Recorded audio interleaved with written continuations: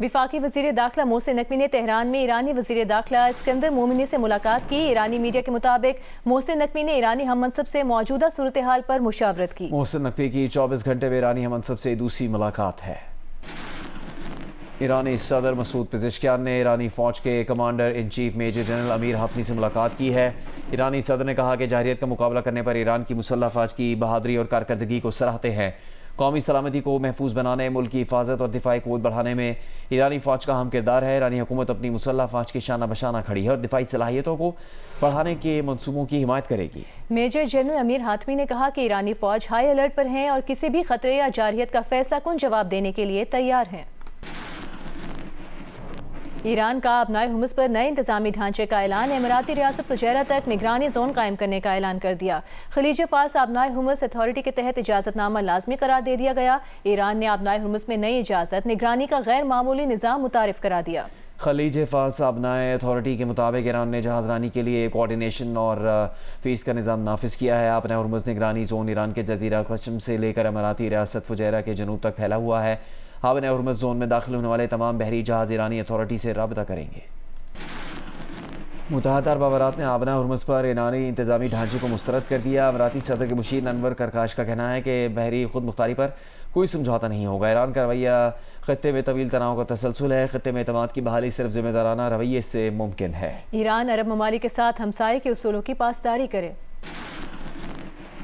اور ابھی آپ کو بتاتے ہیں گلوبل سموتھ فلوٹیلا کے تمام گرفتار ارکان کو اسرائیلی قید سے رہا کر دیا گیا۔ ایدھی فاؤنڈیشن کے ذرائع کے مطابق گلوبل سموتھ فلوٹیلا کے تمام 430 ارکان کو لے کر ٹرکش ایئر لائنز کے 3 طیارے اسرائیل کے رامون ایئرپورٹ سے ترکی کے شہر استنبول کے لیے روانہ ہو چکے ہیں۔ ترکی سے خصوصی پروازیں اسرائیلی حراست میں لیے گئے فلوٹیلا کارکنان کی وطن واپسی کے لیے بھیجی گئی ہیں۔ یہ تینوں طیارے پاکستانی وقت کے مطابق آج شام 7:30 بجے استنبول ایئرپورٹ پر لینڈ کریں گے۔ غزہ امداد لے جانے والے بحری قافلے میں پاکستان کے ساتھ ایدھی سمیت 400 سے زیادہ اراکین کو اسرائیلی فورسز نے غیر قانونی حراست میں لیا تھا۔ اٹلی نے یورپی یونین سے اسرائیلی وزیر بن گوئر کے خلاف پابندیاں لگانے کا مطالبہ کیا ہے۔ اطالوی وزیر خارجہ نے کہا کہ یورپی یونین خارجہ امور سربراہ کایا کلاس سے اسرائیلی وزیر کے خلاف کارروائی کے لیے باضابطہ درخواست کی ہے۔ اسرائیلی قومی سلامتی کے وزیر کی فلوٹیلا ارکان کے ساتھ بدسلوکی کی ہم مذمت کرتے ہیں۔ International mediation and arbitration centre وزارت قانون و انصاف کے زیر اہتمام 4 روزہ بین الاقوامی تربیتی programme advance treaty practice from signature to domestic law کی اختتامی تقریب ہے۔ نائب وزیر اعظم وزیر خارجہ اسحاق ڈار اس تقریب میں موجود ہیں، گفتگو کر رہے ہیں۔ These are not merely political relationships. They are increasingly anchored in legally binding commitments that demand professionalism, precision and capacity and sustained by people-to-people relations that build mutual understanding and lasting friendship and brotherhood across borders. Distinguished delegates, ladies and gentlemen, under Article 38, Sub-Article 1 of the Statute of International Court of Justice, treaties are among the principal sources of international law. Treaties are the instruments through which states transform political understanding into binding obligations.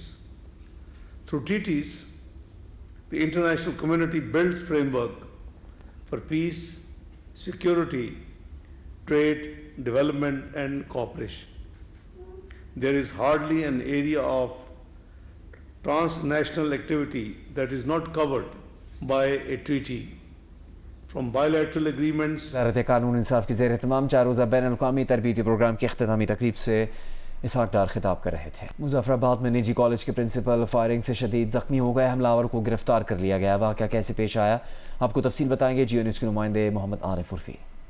میں اس وقت western by پاس میں گوجرا کے علاقے میں موجود ہوں، جہاں پہ آج دوپہر کے وقت ایک افسوسناک واقعہ پیش آیا، جہاں پہ ایک نجی کالج کے پرنسپل حمزہ احمد کو گولیاں مار کے شدید زخمی کر دیا گیا ہے اور اس وقت ان کا علاج ہو رہا ہے۔ یہ وہ جگہ ہے جہاں پہ ان کو گولی ماری گئی۔ اس مقام کے اوپر ان کی گاڑی کھڑی تھی اور اس جگہ پہ یہ جو اوپر ڈھانپا ہوا پولیس نے یہاں پہ ان کا بڑی مقدار میں خون جو ہے وہ بہا ہوا تھا۔ میری پشت پہ اگر میرے کیمرہ مین نعیم دکھائیں کہ اس طرف یہ وہ निजी कॉलेज है जिसको इस वक्त ताला लगा दिया गया है। यहाँ इस वक्त बंद है कॉलेज, और ये इस कॉलेज का छोटा सा अहाता है जिसमें 6 से 7 कमरे होंगे गालिबन इस कॉलेज के।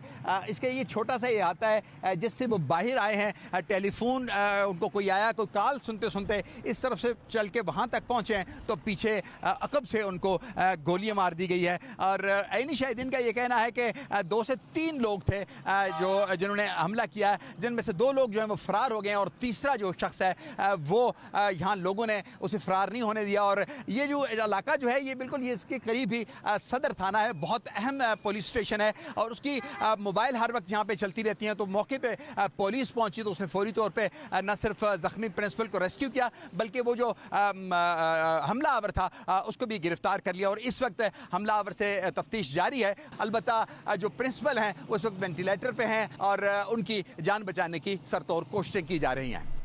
कराची के इलाके फिरोजाबाद में कार सवार फैमिली को मुबैना तौर पर हिरासा किए जाने के वाक़े की वीडियो सोशल मीडिया पर वायरल हो गई। एक शख्स को गुस्से की हालत में गाड़ी पर मुक्के मारते और तोड़फोड़ करते देखा जा सकता है, और एक खातून भी उसके हमरा मौजूद है। पुलिस के मुताबिक दोनों फैमिलीज के दरमियान पहले तलखलामी और झगड़ा हो, जिसके बाद एक फैमिली ने खुद को गाड़ी में बंद कर लिया। मुश्तइल शख्स ने तैश में आकर दूसरी फैमिली की गाड़ी को नुकसान पहुँचाया। मुतासरा फैमिली की दरख्वास्त पर मुकदमा दर्ज करके मजीद कानूनी कार्रवाई की जाए।